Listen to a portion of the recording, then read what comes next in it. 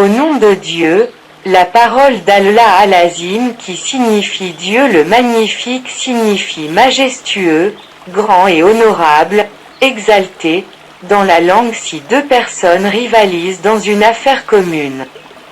Nous appelons le gagnant le grand, alors nous disons un grand corps quand il est énorme, et nous disons qu'un tel est grand en science, ce qui signifie qu'il a la connaissance la plus abondante. Et un tel est grand en richesse, c'est-à-dire le plus possédé, et nous disons le grand du village, c'est-à-dire le sage du village et le maître. Quant à la parole de Dieu Tout-Puissant, elle signifie grande dans son existence, car l'homme est présent, et la mer existe, et le ciel est présent, mais il y a une différence entre les deux existences. L'existence de Dieu est éternelle depuis l'Antiquité, il n'y a rien devant lui et le reste des créatures est précédé par la non-existence. L'existence de Dieu est éternelle et rien après lui.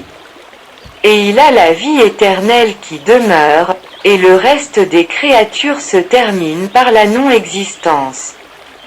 Le sujet de l'anéantissement caractérise les créatures tandis que l'objet de survie caractérise Dieu le grand créateur, et l'homme n'a pas son existence ni la continuation de son existence. Mais quiconque possède la continuation est Dieu le créateur.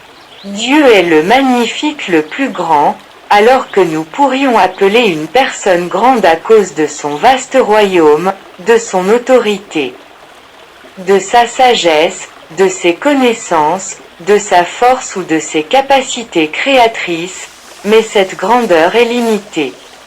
Cela se termine par sa mort ou l'anéantissement de la terre. Tandis que Dieu Tout-Puissant est le reste et ne meurt jamais et rencontre en lui tous les attributs de la grandeur, y compris la vaste possession, l'autorité, la sagesse, la connaissance et le pouvoir qui ont la perfection absolue qui a créé ce grand univers qui requiert sagesse et connaissance. Et ces anges qui font le tour de son trône et lui obéissent. Le loue et le remercie.